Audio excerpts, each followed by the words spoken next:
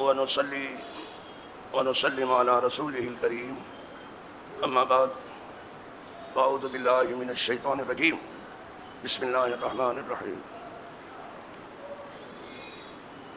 أفمن يعلم أن ما أنزل إليك من ربك الحق كمن هو أعمى إنما يتذكر أولو الألباب الذين يوفون بعهد الله ولا ينقضون الميثاق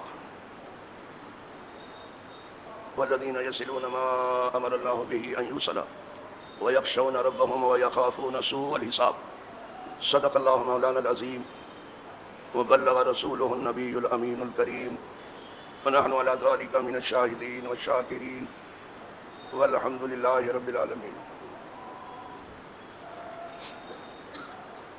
برادران دینی و یقینی، قابل احترام حاضرین و ناظرین، موجودین و غائبین،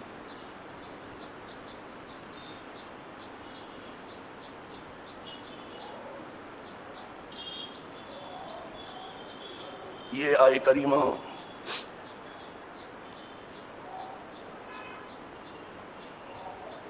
برابر آپ سنتے چلے آ رہے ہیں.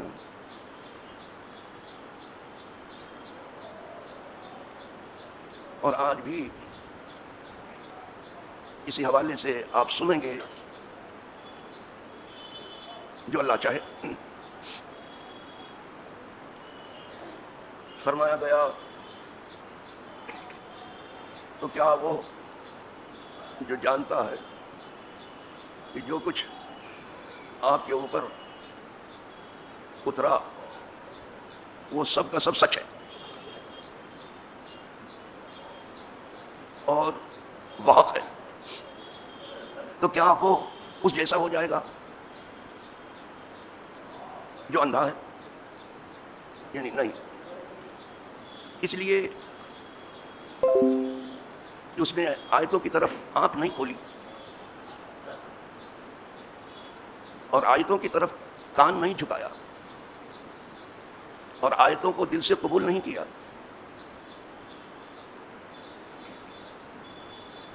تو کہنے کے لیے تو وہ آنکھ والا ہے لیکن اندھا ہے، کان والا ہے لیکن بہرا ہے، اور زبان والا ہے مگر گونگا ہے. بالفاظ دیگر مومن اور کافر برابر نہیں.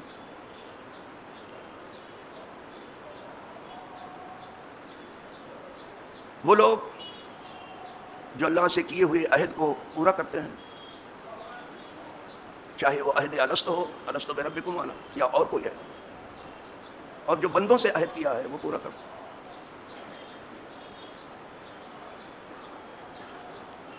اور جو مضبوط وعدہ کیا تھا اس کو توڑتے نہیں.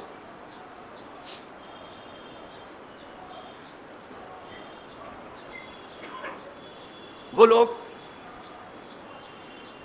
جو جوڑتے ہیں اس چیز کو جسے اللہ نے جوڑنے کا حکم دیا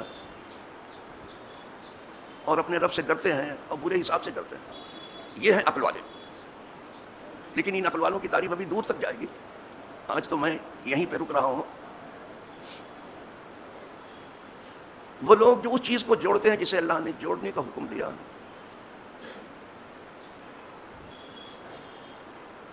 یہاں پہ ٹھہر کر کے مجھے کچھ عرض کرنا.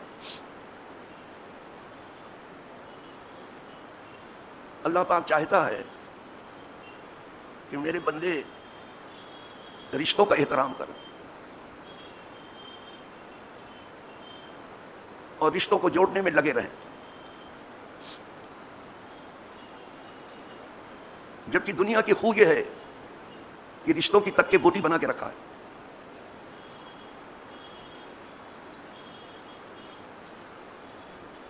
لیکن دیندار کو بتایا گیا کہ دیندار وہ ہیں جو رشتوں کو جوڑنے میں لگا ہے، اور رشتے کی شروعات جو ہے ماں باپ سے ہوتی ہے.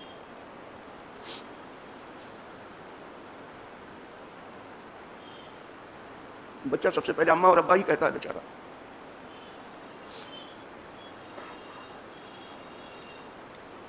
اب تو لوگ ڈیڈی کہلانے میں بہت خوشی محسوس کرتے ہیں. اب اس خوشی کو ہم کیا کریں؟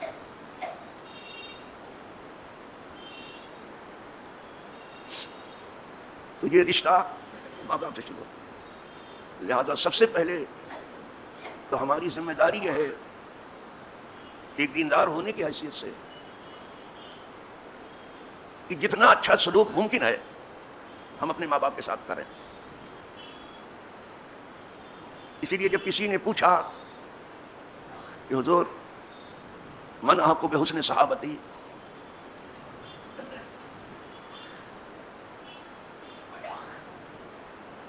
کون زیادہ حقدار ہے کہ میں اس کے ساتھ حسن سلوک کروں؟ دیکھ رہے ہیں سرکار کی بارگاہ میں سوال ہوا تھا کہ جب میں حسن سلوک کرنے کی ارادہ کروں کہ کسی کے ساتھ اچھا سلوک کروں تو سب سے زیادہ حقدار کون ہے؟ سرکار نے فرمایا اموں کا، تیری ماں. پھر اس نے عرض کیا ثم من، حضور اس کے بعد پھر کون؟ قال اموں کا. پھر اس نے عرض کیا حضور اس کے بعد؟ ثم من قال اموں کا. 3 بار ہو گیا. اس نے کہا ثم من، پھر حضور اس کے بعد؟ قال ابو، تیرا باپ. اس پر امام بخاری کا اور امام مسلم دونوں کا اتفاق ہے. روایت جناب ابو ہریرہ رضی اللہ تعالیٰ عنہ کرتے ہیں.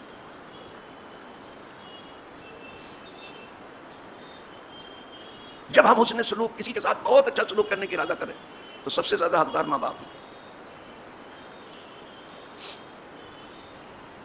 اور جب ماں باپ میں بھی پوچھا جائے کہ دونوں میں کون، ان دونوں میں کون ہماری خدمت کا زیادہ حقدار ہے، فرمایا تیری ماں. 3 بار ماں کا نام لیا آپ نے، 1 بار باپ کا نام. اس لیے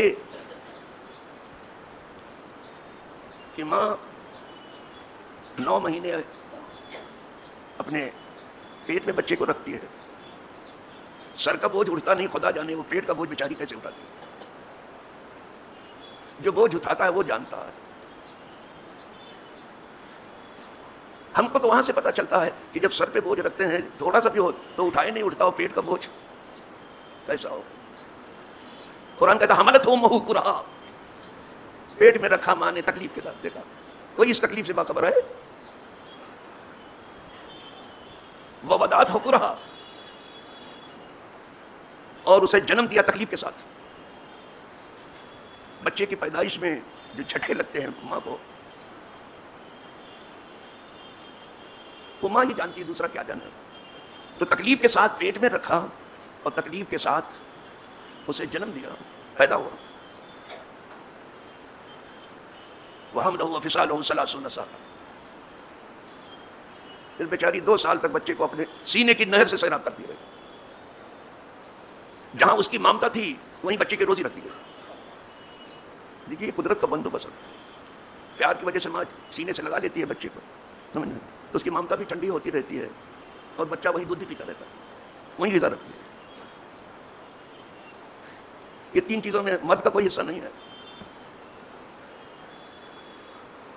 وہ کیا جانے جس پہ گزرتی نہیں ہے، جس پر تکلیف نہیں آئی وہ کیا جانے کی تکلیف کیا ہے، وہ ماں جانتی ہے.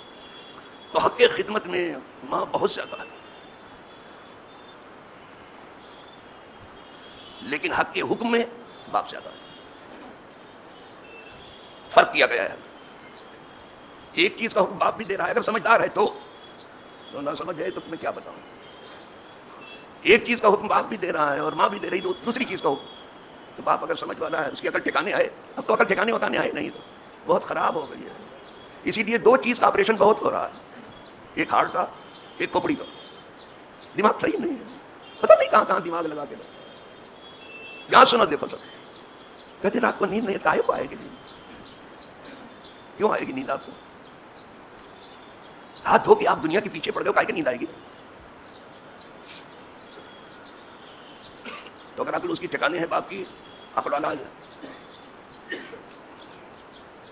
تو ایک چیز کا باپ حکم دے رہا ہے اور دوسری چیز کا حکم ماں دے رہی کہ نہیں بیٹا یہ نہیں، یہ تیرا باپ جو کرا یہ نہیں، جو میں کہہ رہا ہوں کر. تو باپ کی بات مانی جائے. بس حق کے حکم میں زیادہ باپ ہے، حق کے پرورش میں زیادہ باپ ہے، حق کے تعلیم و تعلم میں باپ ہے. وہ پڑھائے گا لکھائے گا، یہ کام باپ کا ہے. یہاں اس کا حق بہت زیادہ ہے. اور ادب سکھانے میں باپ ہے ہمیشہ. اسی لیے ساری دنیا موجود ہو اپنی پوری آب و تاب کے ساتھ، ایک باپ نہ ہو تو بچہ یتیم ہو جائے گا. ماں کے مرنے سے بچہ یتیم نہیں ہوتا، باپ کی مرنے سے۔ اب کون پرورش کرے گا؟ باپ پرورش کرتا ہے، کھلانا پلانا پڑھانا لکھانا ادب سکھانا، یہ سب باپ کا کام ہے۔ بچہ یتیم، یتیم مانے تنہا اکیلا، ساری دنیا موجود، اکیلا کیسے ہو گیا؟ ایک باپ کے نہ ہونے سے۔ کون کھلائے پلائے گا؟ کون پڑھائے لکھائے گا؟ کون ناز و تبختر برداشت کرے گا؟ وہ سب باپ کرتا ہے۔ اسی لیے دونوں کے حقوق بہت ہیں، اتنے زیادہ ہیں کہ میں اب کیا کہوں، میں نے تو ابھی شروع کیا ہے، بہت زیادہ۔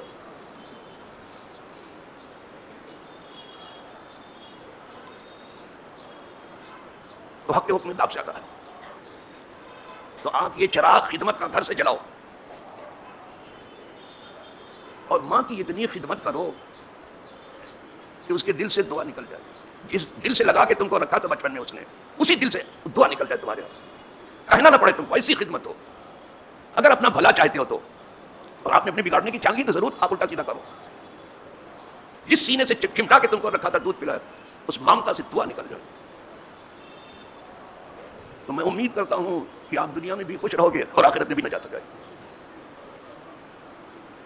وہ باپ جس نے تمہاری پرورش کی ہے، کھلایا ہے پلایا ہے پڑھایا ہے لکھایا، اس کو اتنا خوش کرو، اتنا خوش کرو کہ وہ راضی ہو جائے، پھر جنت میں آپ چلے جاؤ آرام سے۔ اسی لیے ایک دوسری حدیث لا رہا ہوں میں آپ کے سامنے، میں اپنی طرف سے کچھ نہیں کہہ رہا ہوں، جو حدیث پاک میں وہی بتا رہا ہوں۔ ایک بار سرکار نے فرمایا رغم انفہ رغم انفہ رغم انفہ، قیل من یا رسول اللہ؟ قال من ادرک والدیہ من ادرک عند الکبر عند الکبر والدیہ احدہما او کلاہما فلم يدخل الجنہ۔ اس کو امام مسلم نے روایت کیا۔ من ادرک والدیہ عند الکبر احدہما او کلاہما فلم يدخل الجنہ، فرمایا اس کی ناک مٹی میں ملے، اس کی ناک خاک آلود ہو، اس کی ناک درد آلود ہو، تینوں معنی ایک ہے۔ 3 بار حضور نے ناک گھسی ہے اس کی مٹی میں، اور اس کی ناک مٹی میں ملے، اس کی ناک مٹی میں ملے، اس کی ناک مٹی میں۔ صحابہ گھبرا کے اور کیا یہ حضور کون ہے جس کے بارے میں کہتے ہیں کہ اس کی ناک مٹی میں ملے؟ فرمایا یہ وہ ہے کہ جب اپنے ماں باپ کو بڑھاپے میں پائے، دونوں کو پائے یا دونوں میں سے کسی ایک کو پائے، اور جنت میں نہ جائے تو اس کی ناک مٹی میں جائے۔ ان کو پایا اس نے اور جنت۔ ایک جگہ تو سیدھے حضور نے فرما دیا، کسی نے پوچھا ماں باپ کے بارے میں کہ یہ ماں باپ کیا ہے حضور؟ فرمایا ہما جنتوں کا و ناروں کا، تیری جنت تو تیری جہنم ہے۔ سیدھے کہا تو کیا ماں باپ کو کیا پوچھ رہا ہے، یہ تیری جنت ہے یا تیری جہنم ہے؟ اگر ان کا دل جیت لیا تو نے گیا جنت میں، اب کوئی روکے گا نہیں۔ اور اگر ان کی خدمت نہیں ہو سکی تو نجات بہت مشکل ہے، ٹو ڈیفیکلٹ۔ مغربی تہذیب کے پیچھے دیوانے ہو کر کے سب کچھ گنوا چکے ہیں۔ اب تو یہ چل رہا ہے ہم دو ہمارے دو، کہا ماں باپ کا ان کو اولڈ ہاؤس میں رکھ دو تاکہ کولڈ ہوتے رہیں۔ بدماشی ہے سب، اسی تہذیب کا بڑا چرچا ہے، اور اس تہذیب کو لے کے کہتے ہیں ہم ایڈوانس ہو کے اللہ کی پناہ ہم چاہتے ہیں، اس ایڈوانس ہونے سے، اس ایڈوانس ہونے سے ہم اللہ کی پناہ چاہتے ہیں۔ یہ ایڈوانس ہونا ہے کہ بیک ہونا ہے؟ سید طائفہ جنید بغدادی رحمۃ اللہ علیہ سے کسی نے کہا کہ یہاں کچھ لوگ بیٹھے ہیں صحرا میں اور شراب پی کے اور طرح طرح کا نشہ کر کے، چلم پی کے نشے میں دھت ہو کر کے کہتے ہیں ہم پہنچ گئے، ہم پہنچ گئے، حد وصلنا، ہم پہنچ گئے۔ اب دیکھو اللہ کے ولی کا جواب سنو، فرمایا صدقو، وہ سچ کہتے ہیں، وہ سچ کہتے ہیں۔ تو لوگوں کو بڑا تعجب ہوا، میری پینے کھانے والے لوگ کہہ رہے ہیں حضرت کہہ رہے ہیں وہ سچ کہہ رہے ہیں، جو کہہ رہے ہیں کہ ہم پہنچ گئے۔ فرمایا صدقو، انہوں نے سچ کہا ہے۔ حد وصلو، اور اس کو مضبوط کر دیا، بے شک وہ پہنچ گئے۔ ارے اور لوگوں کو تعجب ہوا، ولی کا کلام جلدی سے ولی کے سوا دوسرا نہیں سمجھ پاتا، ولی را ولی نہیں، بات بھی اس کی نہیں سمجھ سکتے۔ لوگوں کو بہت تعجب کر لو، حضرت بھی کہہ رہے ہیں ہاں وہ پہنچ گئے۔ ابھی وہ اپنے خیالات میں غوطہ زنی کر ہی رہے تھے، لوگ سوچ رہے تھے کہ کیا ہو رہا ہے۔ فرمایا لیکن تم لوگ یہ پوچھو کہ کہاں پہنچ گئے وہ، تم لوگ یہ پوچھو مجھ سے، کہا حضور کہاں پہنچ گئے؟ کہا جہنم میں پہنچ گئے۔ تو کہہ رہے ہیں کہ ہم پہنچ گئے، جہنم میں پہنچ گئے، جہنم میں پہنچ گئے۔ تو یہ ایڈوانس ہونا اتنا بیک ہونا ہے جس کو آپ ایڈوانس کہتے ہیں، اتنا پیچھے ہٹنا ہے کہ جس کی انتہا نہیں ہے۔ اللہ کی ہم پناہ چاہتے ہیں اس ایڈوانس ہونے سے، کہ جہاں ماں باپ کی بھی کوئی قدر نہ ہو، ان کو پرانے کوٹ کی طرح سے سمجھا جائے۔ یہ کیا ہے؟ حضور فرماتے ہیں کہ تمہاری جنت ہے یا تمہاری جنت۔ تو ماں باپ کو راضی کرو، اچھی طرح سے راضی کرو۔ جب بھی آپ کا کوئی کام بگڑے تو آپ بھاگتے ہو دعا کے لیے، تعویذ کے لیے، اور علماء سے کچھ وظیفہ سیکھنے کے لیے کہ کوئی وظیفہ بتا دیجئے تاکہ میرا دھندا پانی چلے گا۔ وہ بیچارے بتاتے ہیں جو ان کے علم میں ہے، جو آپ کا پیر ہے بیچارہ وہ بتاتا ہے، مرشد جو آپ کا ہے وہ بتاتا ہے، عالم اور امام جو ہے وہ بتاتا ہے، جو اس کے علم میں بیچارے کا بتاتا ہے سب۔ وہ مجھ گرے پڑے سے بھی سن لو بغیر پوچھے ہوئے۔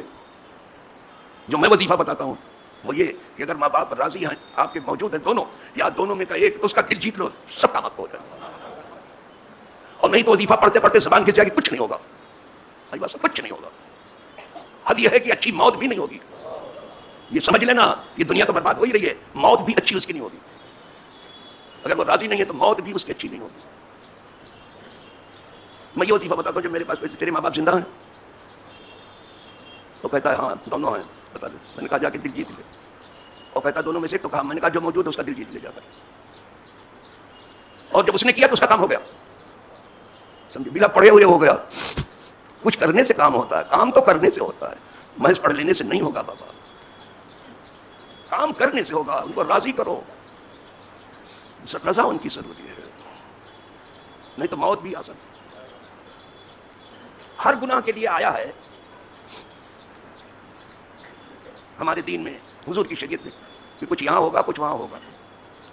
کوئی ضروری نہیں کہ ہر گناہ کی سزا جو ہے یہیں ہوگا، کچھ یہاں ہوگا کچھ وہاں ہوگا۔ لیکن ماں باپ کا گناہ اگر دل ان کا توڑا گیا، اس کی سزا دنیا میں جھیلے بغیر نہیں مرے گا، نہیں مرے گا۔ اس لیے کہ ماں باپ اس کی اصل ہیں، وہ اصول ہیں، اور اعلی اولاد جو آپ کی فرع، یہ شاخ ہیں۔ ماں باپ جڑ ہیں، جس کی جڑ ہی سوکھ گئی وہ زندہ کیسے رہے گا؟ آپ بتاؤ مجھے۔ تو جو ان کی خدمت میں لگے ہوئے جڑ کو پانی دے رہے ہیں، اور جب جڑ زندہ ہے تو شاخیں بھی ہری، میرے بال بچے بھی خوش رہیں گے۔ یہ راز بتا رہا ہوں آپ، بس میں نے شروع کیا ہے تھوڑا سا، پھر آج جہاں پہنچنا چاہتا تو نہیں پہنچا میں، ابھی راستے میں الجھا ہوں، لیکن ٹھیک ہے، شروع تو کر ہی دیا ہے میں نے، شروع کر دیا، سنتے رہیں گے۔ خدا کرے آپ کو یاد بھی ہو، اور خدا کرے اس پر آپ ابھی سے عمل کر لیں اپنے بھلے کے، جو خدا کرے اللہ قبول کر لے، اور آپ تمام کا دکھ درد اس راہ سے دور کر دے۔ وآخر دعوانا الحمدللہ رب العالمین۔